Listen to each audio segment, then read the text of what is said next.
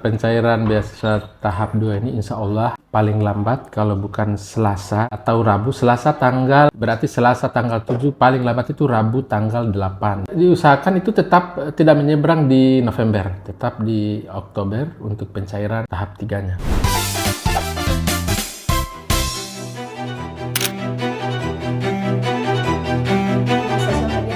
Berseliweran nih keluhan-keluhan dari mahasiswa karena mandek pencairan beasiswa. Mohon info update-annya Pak terkait pencairan beasiswa tahap kedua. Pencairan beasiswa tahap 2 ini insya Allah paling lambat kalau bukan Selasa atau Rabu. Tanggal berapa hari ini? Berarti Selasa tanggal 7, paling lambat itu Rabu tanggal 8. Karena hari ini kami sedang finalisasi bersama seluruh staf mana-mana nama-nama yang double, dan setelah itu nanti kami serahkan ke Bank Sultan selaku bank penyalur beasiswa. Berapa jumlah penerima beasiswa tahap 2, Pak? Tahap 2 sekitar 2.700, itu nanti yang tahap 2-nya. Kalau yang beasiswa tahap ketiga, Pak, ini kapan deadline-nya? Selesai tahap 2 ini kami membuka kembali untuk mahasiswa yang belum tercover di tahap 1 dan 2 untuk memasukkan berkas, sehingga di tahap 3 ini mereka bisa masuk. Dan ini kami sudah mulai, seolah tanggal 13 itu berakhir. Kami himbau kepada seluruh mahasiswa yang belum tercover di tahap 1 dan tahap 2 untuk silakan mendaftar di Dinas Pendidikan. Kalau misalnya deadline pendaftaran beasiswa tahap 3 itu di tanggal 13 atau 14 Oktober, nah kira-kira pertanyaannya lagi, pencairannya itu, estimasi pencairannya itu kapan, Pak? Diusahakan itu tetap tidak menyeberang di November, tetap di Oktober untuk pencairan tahap 3-nya. Saya garansi bahwa beasiswa itu tidak akan menyeberang ke bulan November. Insya Allah tetap Oktober. Kemungkinan kan besok atau Rabu itu kan beasiswa sudah cair. Kalau misalnya masih ada masalah gitu, mahasiswa nih kayak, saya harusnya di tahap kedua ada nih, terus dia tapi nggak dapet, itu dia bisa nanya atau bisa komunikasi kemana tuh? Ya, jadi untuk mahasiswa yang misalnya di daftar penerimaan tahap 2 ini tidak ada, silakan ke Dinas Pendidikan untuk melapor. Nanti memang itu harus dimasukkan di tahap 3. Jadi kalau ada mahasiswa yang belum menerima di tahap 1, 2, otomatis itu di tahap 3 yang akan mereka terima. Jadi berkas mereka itu untuk yang tahap 2 yang sudah dimasukkan di tahap 2, otomatis dibawa ke tahap 3. Dan yang mahasiswa yang belum memasukkan berkas, kami tunggu sampai tanggal 13 untuk memasukkan berkas supaya bisa tercover. Sekarang kita bergeser ke masalah insentif, Pak. Sebenarnya insentif guru itu kapan dibayarkan? Ya. Ini juga udah cair atau gimana? Ya, terima kasih. Jadi kalau insentif guru, karena ini adalah program visi misi Bupati dan Wakil Bupati yang baru, dan kemarin itu baru selesai dibahas perbupnya di Biro Hukum Provinsi. Dan insya Allah di bulan ini kalau misalnya sudah selesai ditandatangani di provinsi, kami akan ajukan pengajuan pencairannya. Itu yang tiap guru itu sebesar 250.000 per bulan. Itu penerimanya dari guru PAUD sampai SMA atau bagaimana? Soalnya kan seperti kita tahu SMA itu merupakan wewenang dari provinsi. Tapi waktu acara terakhir yang ada yang lokasinya di Kecamatan Buku Tengah, Bapak itu menyampaikan kalau misalnya insentif guru itu untuk guru-guru SMA juga. Iya. Pada saat itu memang Pak Bupati saya sempat sampaikan untuk bagaimanapun guru-guru SMA itu tetap guru yang bekerja di Morowali. Tetapi kan yang SMA ini kita butuh regulasi yang dari provinsi. Kemarin ini perbupnya saya belum lihat, saya belum baca apakah itu masuk juga dengan guru-guru SMA, tapi ke depan itu pasti. Tapi untuk sekarang mungkin yang kita pikirkan sesuai dengan keuangan daerah itu, yaitu guru-guru SD, SMP, dan TK. Ini Pak, ada kasus yang lainnya nih. Karena kan kita baru menjabat kurang lebih seminggu ya. Tapi udah banyak kasus yang ada di Dinas Pendidikan. Salah satunya itu masalah seragam sekolah. Nah, seragam sekolah yang dibagikan ke sekolah-sekolah itu satu kurang dan kualitasnya kurang bagus. Nah, apakah dari Bapak sendiri akan menarik bantuan seragam sekolah itu atau bagaimana Pak? Soalnya kan kalau satu kurang berarti bagaimana dengan yang lain gitu Pak? Yang anak-anak yang baru kurang lebih gitu. Ya, kemarin ini pas pertama kali saya masuk, saya langsung mengecek seragam sekolah di ruang pertemuan. Karena saya masuk, saya lihat banyak seragam sekolah Dan seragam sekolah, untuk seragam sekolah SD dan SMP itu kan untuk siswa baru, itu sudah didistribusikan. Memang dari penyedia itu kemarin saya tanya kenapa satu ukuran. Ada saja katanya antara siswa kelas 1 itu dengan 2 itu tidak terlalu besar perbedaannya. Nah, itu kemarin karena sudah didistribusikan tidak mungkin kita mau akan tarik kembali. Kemudian ada sisa yang belum tersalurkan itu dikhususkan untuk para siswa yang kurang mampu, itu yang belum terdistribusi. Insya Allah saya akan melihat mana data-data siswa yang kurang mampu itu secepatnya supaya disalurkan. Dan kedepannya untuk baju seragam ini memang kita harus ambil ukuran dari kepala sekolah. Jadi kepala sekolah harus berperan aktif di sekolahnya. Siswanya itu harus memberikan data itu ke Dinas Pendidikan dengan ukuran. Jadi pihak penyedia ini memang harus membeli sesuai ukuran. Jangan semua ukurannya 17. Jadi itu barangkali yang ke depannya yang harus kita perbaiki. Kita harus bekerja sama dengan pihak sekolah untuk menentukan ukuran dari anak didik sehingga ini seragam ini bisa tersasar dengan baik. Kalau menurut Bapak sendiri nih, karena baru menjabat sebagai Kadis Pendidikan baru, apakah ada masalah lainnya yang perlu Bapak selesaikan di Dinas Pendidikan ini? Selain dari 3 kasus yang kami sebutkan sebelumnya, mulai dari kasus beasiswa, insentif guru, dan juga seragam sekolah, apakah ada kasus-kasus lainnya, Pak?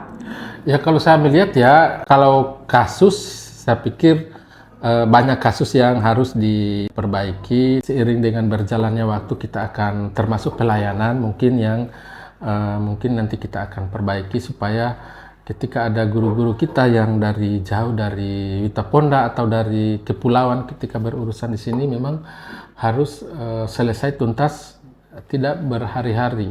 Sehingga saya sampaikan ini tadi setelah saya rapat, saya harus ada operator itu harus ada backupnya. Jadi ketika dia berhalangan atau kurang sehat, ada yang menangis. Sehingga kalau ada yang berurusan yang dari jauh-jauh bisa selesai 1 hari, tidak memerlukan beberapa hari. Apakah Bapak sendiri punya visi utama untuk pengembangan Dinas Pendidikan selama Bapak mengemban amanat sebagai Kepala Dinas Pendidikan, dan bagaimana Bapak memastikan visi tersebut dapat tercapai dan selaras dengan tujuan pembangunan daerah khususnya program ikhlas di bidang pendidikan? Sesuai dengan visi misi Pak Bupati tentang pemerataan pendidikan yang sudah menurut saya ada 3 program yang harus dijalankan untuk memajukan pendidikan. Yang pertama, bagaimana sarana dan prasarana itu dibangun, dan alhamdulillah ini sesuai dengan visi dan misi Bupati. Di tahun 2026 itu ada beberapa sekolah yang dibangun di setiap kecamatan, SD unggulan dan SMP unggulan di setiap kecamatan itu semua sama. Itu untuk masalah sarana dan prasarana. Kemudian ada perbaikan sekolah-sekolah yang rusak. Kemudian yang kedua saya pikir adalah kualitas guru. Ini seiring dengan berjalannya waktu nanti, karena kalau kualitas guru ini kita tidak bicara kita laksanakan harus selesai hari ini, tapi akan step by step. Jadi itu yang untuk kualitas. Jadi saya sudah menyampaikan kepada kepala sekolah setelah sertijab tadi bahwa saya akan turun ke kecamatan-kecamatan untuk berdiskusi dengan para guru dan kepala sekolah, karena menurut saya pilar keberhasilan pendidikan itu terletak di kualitas di guru dan kepala sekolah. Jadi saya akan banyak berdiskusi dengan mereka bagaimana pengembangan pendidikan yang ada di Kabupaten Morowali. Dan yang ketiga saya pikir adalah kesejahteraan mereka guru. Itu tadi berbicara tentang insentif guru. Jadi Pak Bupati sudah sampaikan dengan kita membangun 3 tahun, setelah itu kita pikirkan kesejahteraan. Kesejahteraan bukan hanya pegawai pemerintah daerah, tapi guru juga termasuk di dalam yang perlu diperhatikan. Jadi insentif itu bukan hanya yang tahun ini mungkin 250, tahun-tahun depan itu akan naik lagi. Menurut Bapak nih, bagaimana sih cara meningkatkan kualitas tenaga pendidik kita yang ada di Kabupaten Morowali?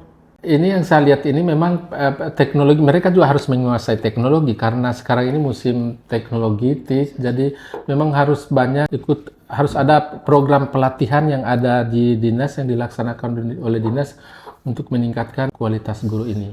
Jadi program pelatihan itu memang harus diperbanyak kalau untuk SMP itu di bidang studi apapun itu, kemudian kalau begitu juga dengan sekolah dasar. Jadi menurut saya pelatihan itu yang untuk meningkatkan kualitas guru itu memang harus diperbanyak. Kalau tantangan terbesar yang Bapak hadapi dalam dinas ini sendiri, apa aja menurut Bapak, dan bagaimana Bapak strategi Bapak untuk mengatasinya? Kalau bahasa Inggrisnya let it flow, biarkan waktu berjalan. Apa yang saya kerjakan itu sesuai dengan visi misi dari Bupati dan Wakil Bupati. Kemudian saya banyak berdiskusi di lapangan dengan para kepala sekolah dan guru karena mungkin kami harus banyak berkolaborasi, bergandeng tangan sehingga banyak masukan yang mungkin yang saya tidak tahu, guru-guru kepala sekolah bisa memberikan informasi yang bisa mengembangkan pendidikan yang ada di Kabupaten Morowali. Salah satu program Ikhlas Juara di bidang pendidikan ada pengadaan bus sekolah. Nah, pengadaan bus sekolah ini sendiri apakah terkhusus di Kecamatan Bahodopi karena di sana kan paling banyak siswanya, atau itu serentak di seluruh kecamatan yang ada di Kabupaten Morowali? Karena itu program visi misi, jadi memang harus kita jalankan. Jadi juga dengan kan ini sudah ada bis sekolah, tapi melihat apakah bis sekolah yang sekarang itu mencukupi, ya layak atau tidak. Jadi itu nanti yang kita pelajari ke depannya, sekolah-sekolah yang mana yang kalau di pulau kan tidak mungkin ada bis sekolah. Jadi mungkin yang kita petakan nanti di daratan terkhusus untuk SMP. Kalau SD mungkin agak tidak terlalu berjauhan, tapi yang kita perlu pikirkan ini adalah SMP dan SMA. Lalu bagaimana dengan yang di daerah kepulauan, Pak? Akses mereka untuk ke sekolah itu kan tidak mungkin menggunakan bus sekolah. Ya. Nah, itu mereka bagaimana dari dinas? Apakah akan menyediakan perahu Perahu sekolah atau sekolah. gimana? Ya itu otomatis karena di daratan itu kita siapkan bis, berarti di kepulauan itu harus kita siapkan perahu untuk menuju sekolah. Ada memang beberapa sekolah yang sudah menyiapkan itu, tapi masih belum tercukupi. Saya melihat kemarin masih ada beberapa sekolah yang perlu kita bantu untuk transportasi anak-anak kita yang dari desa menuju ke sekolah yang dia tuju. Tadi ada yang terlupa, Pak, yang terlewatkan masalah beasiswa. Ini, Pak, masalah beasiswa untuk para mahasiswa yang kuliah di luar negeri. Ini khususnya yang pesantren. Itu sebenarnya ada bantuan dari Pemda atau bagaimana? Kalau ada, nominalnya berapa? Kalau untuk itu informasinya saya belum dapat, tapi setahu saya namanya mahasiswa itu berhak mendapatkan 12 juta itu, dia mau berada di luar negeri atau di dalam negeri itu tetap 12 itu. Tapi yang lain mungkin di luar negeri dapat lebih itu saya belum tahu kalau ada memang program khusus yang luar negeri. Pak, kalau ini saya nanya terakhir kan inovasi untuk di kepulauan ada nggak sih Pak? Soalnya apalagi kan kayak contoh ini kemarin kan yang demo itu dimenui gitu loh. Oh itu yang demo mahasiswa, itu yang demo masalah apa namanya signal. Signal itu dimenui gitu. Jadi kan tadi mungkin belum dibahas inovasi untuk di kepulauan-kepulauan ada apa sih soal pendidikan masyarakat Untuk kepulauan? ya sekarang ini dengan program Ikhlas Juara, baik daratan maupun kepulauan itu tidak ada perbedaan, semua sama. Jadi seperti pembangunan sekolah unggulan itu SD dan SMP itu semua merata dari Wita Pondok sama